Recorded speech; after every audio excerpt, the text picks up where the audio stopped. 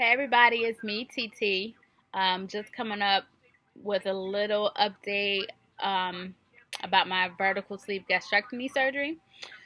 Okay, so I'm about 22 days post-op, 3 weeks post-op, and um, when I started my journey, just to give you some background and some numbers, um, on January 25th, after I got my approval letter, I went to see my surgeon to get my surgery scheduled. I got weighed. I was 257 pounds. All right, and I'm 5'3", 257. So the doctor was like, yeah, I need you to be under 257 because a year ago when I was initially went to see the doctor about surgery, I was only 254 pounds and I was supposed to lose 10 pounds. So at this point, it had been exactly a year, almost a year to the day. And I finally got my approval. When I went back in, I was 3 pounds heavier. But little did the doctor know, I had actually gained about 12 pounds. And I was steady trying to lose it because I know, I didn't want to get discouraged. And I'm going to get my approval sooner or later. So I need to be working on my weight. I lost almost all the weight that I gained, but I needed to lose more. So the doctor was like, I just need you to be under this number, under 257. Your surgery is coming up in 3 weeks, and I'm going to weigh you. We weigh you a week before your surgery. So I need you to be underneath this 257 pound mark. Okay, so I had 1 week of regular eating, and then the next week I started my, pre-op. So in the middle of my 2 week pre-op diet, I went to my doctor and got weighed. That's my surgery weight, which was 252. I went down 5 pounds, I'm sorry. 5 pounds. So my surgery was the next week. I didn't really weigh myself before the surgery. I'm just taking 252 as my surgery weight. It probably was down a little more, but I don't think it was that much more. Because I was only on partial liquid, so I could still eat. So as of today, 22 days after surgery, I'm down to 232 pounds. So that's 25 pounds from the beginning and 20 pounds since surgery. So those are my numbers. Just to give a little update with my weeks 2 and 3 after surgery. Week 2 was full liquids. And it was like I could have yogurt, milk. I was so grateful to get milk back. Like, you don't understand how much I couldn't wait to put a shake in some milk. Like, ridiculous. But because the first week was all clear liquid, and I just was like struggling with that.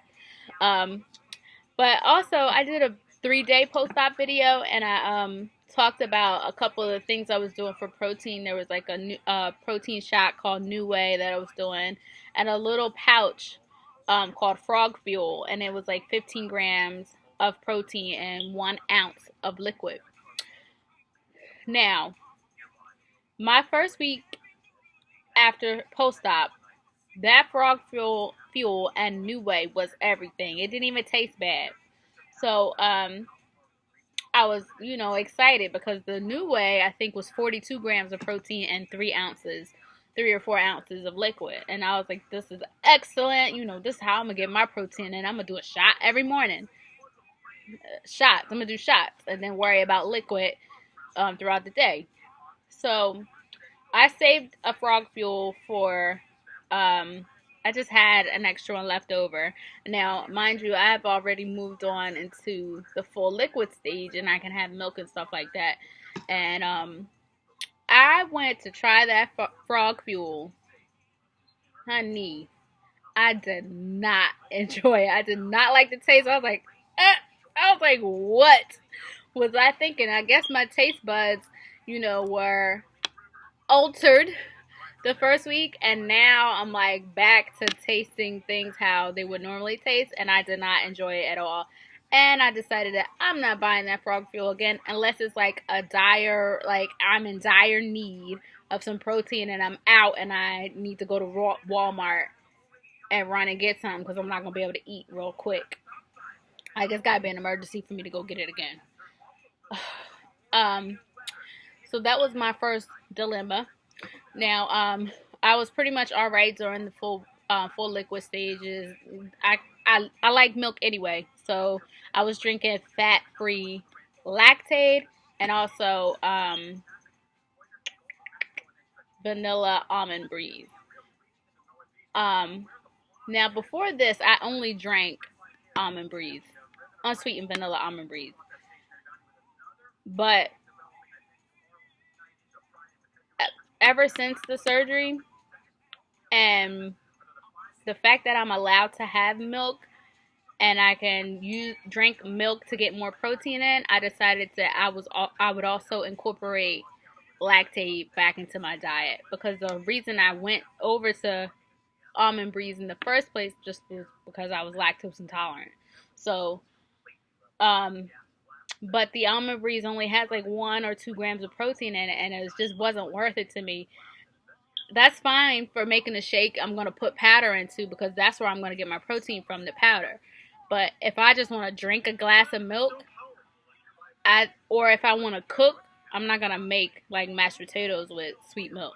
So I just wanted to, incorporate the fat-free purple box lactate back into my diet. I had no problem with it tasting like watered down, nothing. It was just fine. So I incorporated that into my diet. Now, week 3, my nutritionist told me, soft foods doesn't have to be in a blender. It has to be foods that are tender enough to break with a fork. So if you make meatballs in a slow cooker, that's fine. Your canned meat, break it up.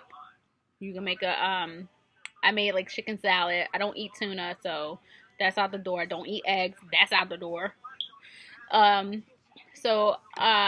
but she also said, which was shocking to me, that I could have broccoli and cauliflower, carrots cooked soft, soft, break with a fork, soft.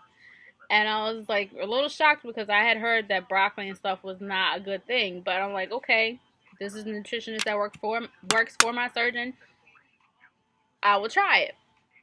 So I waited maybe about 4 days into stage 3 before I even tried anything. I wanted my belly to get used to eating solid foods.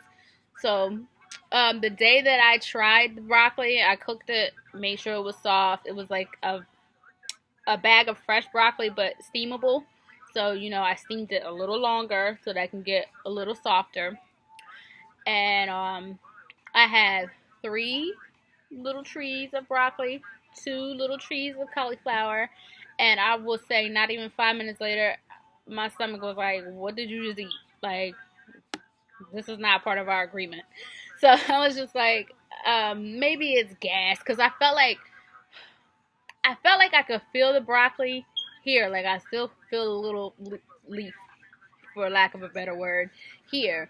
But it wasn't the type of feeling where when you're getting full, this is what you feel. It wasn't that type of feeling. It was just like, sometimes when you eat, if you need a swig of something to drink to make it go down, that's kind of what it felt like. It didn't feel like I was full, because I wasn't full, but I was uncomfortable. And I was like, maybe I just need to walk or loosen it up. So I came and I sat down for a minute. I was like, maybe I just need to chill out for a minute. I might be making it worse than what it really is. So I sat down for a minute, and I was like, maybe I'll need a gas X. But my pouch was like, no, maybe you need to go to that bathroom and throw all that broccoli up, because it would not stay down. And I felt so bad, and I went to the bathroom. I threw up every piece of broccoli and cauliflower that I just eaten. And it's like, immediately after throwing it up, my stomach felt better. But it wasn't like, I would say I felt like 89% better, because I still had a little queasy feeling in my stomach. So much so that I was a little nervous to try and eat anything else. So that was kind of like midday. And so for the rest of the day, I didn't eat anything. I was nervous. And then the next morning, I put a call into my doctor, but I felt fine. So I was like, you know what? I'm just gonna go about my day like normal. I got up, I took my Prilosec, and then I waited a little while, and I took my multivitamins with a sip of, I think it was a small sip of Crystal Light, which I'm trying not to really drink Crystal Light as much because I heard it can cause kidney stones. So I drink as little as possible, but to mask the taste of the multivitamin, which is horrible. Horrible. I've been taking it with something with some flavor. So it's either milk or Crystal Light, or like at the apple. I have apple juice right here, diluted with water. So everything. I'm sitting there at 8:30. In the morning. I take my multivitamin, and then like 10 minutes later, I get this nausea, and I have to run to the bathroom. There's nothing on my stomach. I don't know why I'm getting sick. I get sick, and it's like all vitamins. It's just like I taste nothing but those vitamins that I hate so much. And I was just like, I don't know what's going on. I'm scared. I really need my doctor to get in contact with me. So I was like, you know what? I'm gonna chill. I'm not gonna eat anything if my stomach is weird. So I was like, I'll give it a few. I had to go out that day, so I'm like, if I'm out on the road, I'll pick up a shake. I took some water with me, but I was like, I'll grab a shake if my stomach feels better. So I was only out on the road for I went to get my nails done. That was a little treat for me because I think I was down maybe 15 or 16 pounds at that point. So I was just like, all right, I'm going to treat myself. So went to get my nails done. I was out with my mother. She grabbed lunch. I was not hungry or anything. I was just like, I'll grab something when I get home. I'll make a shake because that's just how I was feeling. So I get home, and I'm not even home like 5 minutes, and I get sick again. And I was like, this time I'm scared because I'm like, I didn't consume anything today. Why am I still getting sick? So can't reach my doctor, the nurse. So I put a post out on my support group. And I had this nausea. Yesterday I ate broccoli, and then it's continuing today. Anybody have any suggestions? What should I do? So, excuse me, people suggested that I take if I had any anti-nausea medication, to take that. So I was like, you know what? I do have a little bit of it left, but I didn't think it was something that I should have to take again. I stopped taking that post-op day 3.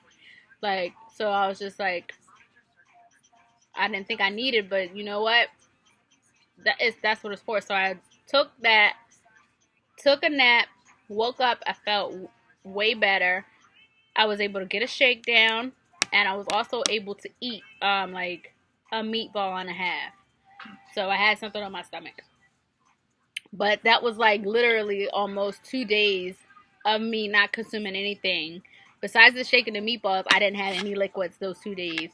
So let's just say that was Wednesday and Thursday. So Friday, I'm like, I had 2 bad days. I need to step up getting my vitamins, my protein, my liquids in. And this is the end of week 2. So Sunday of week 2, I'm realizing, I'm like, you know what? I haven't gone to the restroom. I have not had a bowel movement. So I was like, let me drink. I have this Smooth Move tea. I was like, I'll drink some of that and, maybe get things moving. But my body was like, nope, that's not enough. So this has been my 3rd week, the beginning of my 3rd week. Today is Wednesday, and it's been the worst 3 days ever because I didn't have any liquid. I was constipated, and I was trying to go, and then I took the Smooth Move tea, and I also took a softener. And by the time that I actually got myself and I was drinking water too. By the time I actually got myself to the point that I could go, it actually became too painful to go. So now I'm just stuck in this limbo situation where it's like I gotta go, but it hurts to go, so I don't want to go. So now, and it's been like that for the past couple of days, and it was like so painful to the point where I couldn't even like walk around. Like, it's ridiculous. So it's like I learned a very hard lesson as to, like, don't skimp on your fluids. Do not skimp on your water, your fluids, your Crystal Light, your milk. However you're getting your fluid in, get those damn 64 ounces in, or close to it. Definitely at least 50 ounces. I'd never ever want to be in a state like this again. Like, this put me down for 3 days, and it's like I feel like my weight loss progress would have been a little more if I wasn't down. Like, I could have been out walking. Like, this has been the best week weather-wise. Like, today was 80 degrees, and it's March. Like, I don't know, March 8th or 9th. Like, today has been the best weather week, and this is the week I was looking forward to getting out, walking more. I'm feeling way better. You know, I can't ride my stationary bike. My surgeon was like, you can walk. You can walk until you see me again on the 14th. So, you know, I'm anxious to get out and move. And he said no twisting in the abdomen. So I was like, I can't do my little Zumba and stuff. I mean, I could do modified stuff, but I'm anxious to get out and do more things besides walking. So, it just sucks that I set myself back. Fortunately, I haven't gone back to work yet. I have an extra week off because I have to see my doctor first. But, it just sucks that I had to learn that fluid lesson this week. But other than that, I'm doing well. I didn't really have much pain other than the nausea from the broccoli. But that, I don't look at that as I'm doing something wrong. It was just, I think it's just a little too early for me to be eating broccoli. So I just said to myself, I'm going to ask my nutritionist if maybe I can blend it. And if that's going to be an issue, then I'll just wait a few more weeks before I try broccoli, which is fine with me. And that's pretty much it. Like, I go to the doctor on the 14th. I'm going to hopefully will get cleared to go back to work and get cleared to do more exercising. And also, I'll be progressing to the next stage of food. So I'm very excited about that. And also, I took my inches once. I haven't taken them again yet. I kind of didn't want to take them because I wasn't feeling well. So I was like, I'll just wait until before I go back to work. But I have noticed that my face and my abdomen, when I do side-by-side pictures, are much thinner and much smaller. Also, another thing I wanted to ask people, what have you been putting on your scars to help them heal? Like, my doctor, he didn't use stitches or staples. He used a glue. So, like, some of my scars are healing really well, but like the 3 larger ones, I'm wondering, what did people put on their scars to help them heal better? You know, because I was like gonna buy some bio oil, but I don't really know. Like, I kind of want to get other people's opinions and what did they use to minimize the scarring so that you can have the smallest scars possible or look like it's gone. So that's just a question I'm putting out there to everyone. I'm looking forward to keeping up with everybody, and have a good day. Bye.